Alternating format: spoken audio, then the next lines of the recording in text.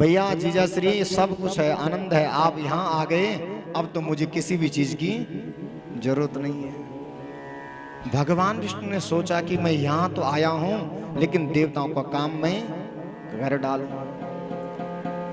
देखो साले साहब, सब बहुत है आपके पास, सब सेना है, सब कुछ ठीक है, आपकी बहन लक्ष्मी है, लेकिन तब तक घर सोना लगता है जब तक घर में घरवाली न हो। तुम्हारे पास सब ठीक है, सब कुछ है, आप बलशाली भी हैं, ताकतवर भी हैं, और जब आपके पास आपकी धर्म पत्नी होगी तब ही आपका कल्याण हो सकता है। वो कैसे होगा, वो कहां से मिलेगी? अरे इतनी सुंदर पत्नी आप लाओ, मेरे पास तो लक्ष्मी, देखो सब जय जयकार होता। तो साला और जीजा ने लालच दे करके कहा कि यदि तुम अपना कल्याण चाहते हैं, तुम तपस्वी भी हैं, बलशाली भी हैं, ताकत सब कुछ है, एक देवी है बड़ी श्रेष्ठ है, और वो तुम्हारे से यदि विवाह कर लेगी तो तुम्हारा जीवन का कल्याण हो जाए। अरे कौन है वो? उसके पति जोगी है, जोगी जटिल अकाम मन,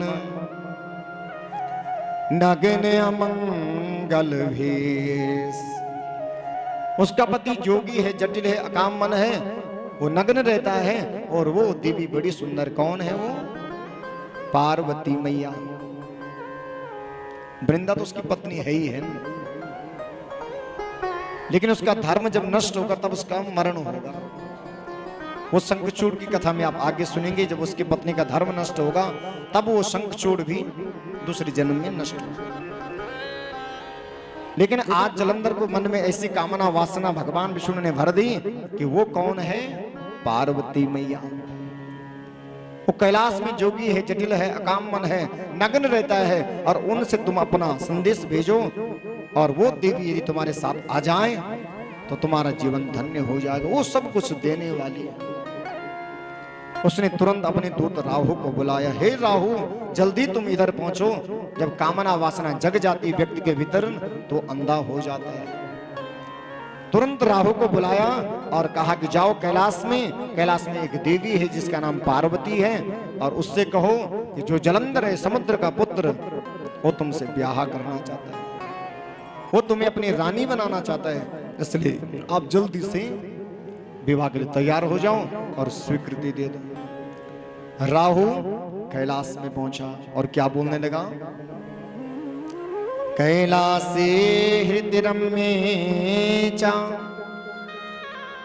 सर्वार्धेषु समाकुले योगी रूप धरा शंभु रस्ति तत्र दिगंबरा। कैलाश में पहुंचा राहु और भगवान शिव को प्रणाम किया, शिव के कैलाश में प्रवेश किया। सीधा कहां चले गए? पार्वती मैया के पास। हे मैया, मैंने आपके बारे में सुना, आप बहुत सुंदर हैं, आप बड़े गुणवान हैं, आप बड़ी शानी हो, और आप जिन जोगी के साथ रहते हैं वो सन्यासी हैं, वो दिगंबर हैं, वो नग्न रहते हैं, इसलिए आपके लिए श्रेष्ठ वर कौन है? जलंधर है। आप स्वीकृति दे दो और आपका ब्याह, जलंधर जो बलशाली जिसके पास सब कुछ है वो आपसे ब्याह कर लेगा। पार्वती मैया ने कहा, रे इसके भीतर काम वासना जग गई। भगवान शंकर ने, भगवान शिव, पार्वती ने कहा, मैया इसको तो देखो, इस राक्षस को, इस राहु को तो देखो, ये पार्वती मैया जो इस संसार की शक्ति है, सृष्टि है, उसके पास काम वासना को लेकर के आया है। जिस माँ ने अभी तक किसी बालक को ऐसे योनिज बालक नहीं दिया, अयोनिज दिया, बिना गर्भ से जो प्रकट हुआ ऐसे बालक को जन्म दिया है, और ये ब्याह भगवान शंकर के पास जाती है। हे शिव, जो जलंधर तुम्हारे शरीर से प्रकट हुआ है उसने अपना दूत भेजा है और विवाह के लिए कह रहा है। भगवान शंकर ने कहा, अच्छा जिसके भीतर काम वासना जग जाए तो उसको मैं तुरंत ही नष्ट कर देता हूं। जैसे पार्वती मैया ने भगवान शंकर से कहा, वो ब्याह की बात कर रहे हैं, तो क्योंकि भगवान शिव तो काम को तो बिल्कुल नहीं नजदीक आने देते, भगवान शंकर को क्रोध आया, और भगवान शंकर के जहां से वो राक्षस प्रकट हुआ वहीं से एक और भी प्रकट हो गया। वो भी भगवान शिव के जैसे है, बड़ा दिव्य शरीर है। आकाश की तरफ गया और नीचे उतरा, भगवान शिव को प्रणाम किया।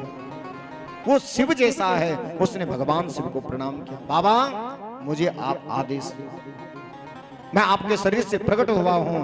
और जैसे उसने देखा ये राहु मेरी मां पर कुदृष्टि रख रहे हैं, तो उस बालक ने तुरंत विशाल रूप धारण किया और उस राहु को खाने के लिए भाग पड़ा।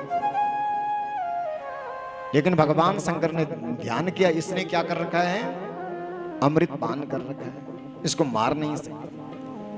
जैसे उसके पीछे खाने के लिए भागे, भगवान शंकर ने कहा, अरे बालक रुक जाओ रुक जाओ, क्योंकि क्रोध से प्रकट हुआ। इसने कहा, बाबा अब मैं शांत नहीं बैठूंगा। और जब शांत नहीं बैठा राहु तो वहां से भाग पड़ा। तो इस बालक ने क्या क्या, भोलेनाथ मेरे अंदर बहुत क्रोध है, बहुत आवेश है, मुझे बहुत ज्यादा भूख लग रही है, मैं क्या करूं आप मुझे बताओ। तो भगवान शंकर ने कहा, अब क्या करूं, इसको मार नहीं सकते। भगवान शंकर ने कहा, मेरे पुत्र तुम अपने शरीर को ही खा डाल। इस बालक ने सारे अपने हाथ खा लिए और पैर खा लिए, सारा शरीर खा लिया, केवल इतना भाग उसका शेष रखा। और उस बालक का नाम क्या पड़ गया, कीर्तिमुख। कीर्तिमुख भगवान की। हरे हरे। देखा आप लोगों ने कभी